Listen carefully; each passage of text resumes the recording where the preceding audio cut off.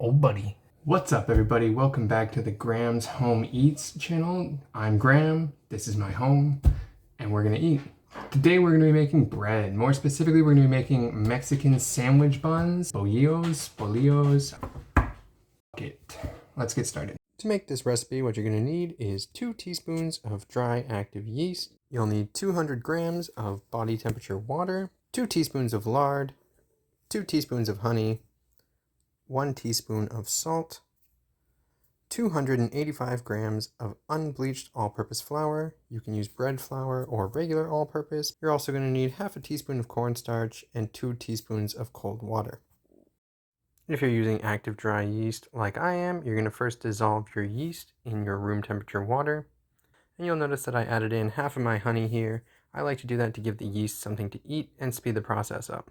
Leave that to sit for about 10 minutes or until it starts to bubble on top. You can skip this step if using instant or fresh, but it's not a bad idea regardless, just to make sure that your yeast is still alive. Once the yeast is nice and bubbly on top, we're going to add in our flour, the remaining honey, our teaspoon of salt, and we're going to mix this together until it forms a nice, smooth, soft dough.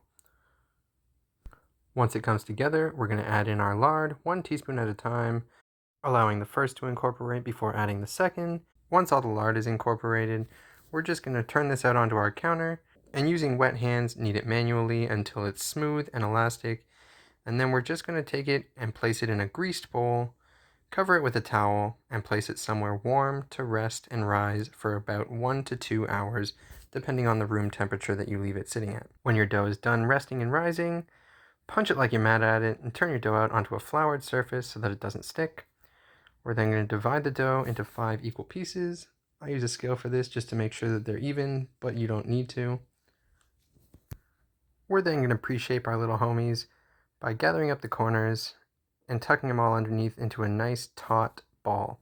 We're then going to lull our balls into a false sense of security by throwing a little more flour on the counter and placing a cloth on top to make sure they don't dry out.